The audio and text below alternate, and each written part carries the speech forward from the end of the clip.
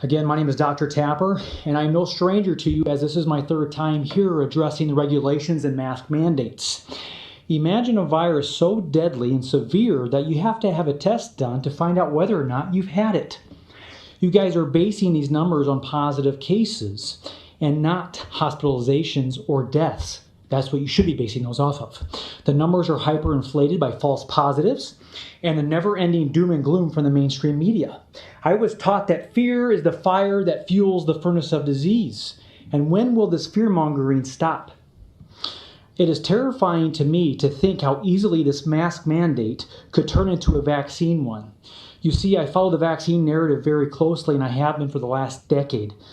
I have witnessed firsthand the damages that can occur after a vaccination, conditions like transverse myelitis or Guillain-Barré. I have met many families that have lost a child to vaccine injury. Injuries are real and not rare. The companies that lie and gaslight these poor families are the same companies and organizations that feed you and the public this corona propaganda. Last year, the World Health Organization stated that the greatest threat to our health is people who refuse vaccinations. Shortly after that, the ACIP for the CDC stated that they cannot force vaccinations, but they could force compliance. How are they going to do that? I don't wear a mask anywhere I go. And the public shaming that occurs is beyond humiliating.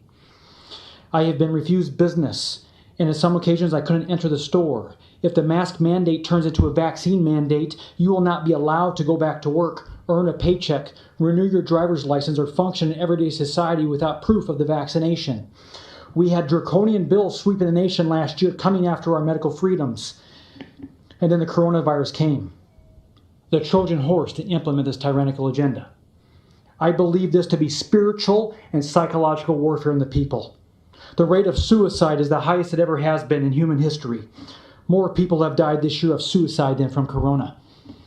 The National Alliance on Mental Illness Helpline has seen a 65% increase in calls and emails since March. In other words, the vast majority of health, emotional, physical, psychological, and financial hardships now faced by citizens are not due to COVID-19. They are due to ongoing catastrophic lockdowns, restrictions, and policies imposed by unaccountable, irrational governments. Since when is it your job to pass legislation on health? History teaches us that when the government takes away a certain freedom or liberty, they do not freely give it back. Martin Luther King Jr. once stated that oppressed people cannot remain oppressed forever. The yearning for freedom eventually manifests itself. We are 6 months into this circus that was supposed to be 2 weeks to flatten the curve. I pray to the good Lord above that the people wake up and realize that we're not dealing with a temporary inconvenience here, but we are headed into a full-on medical dictatorship.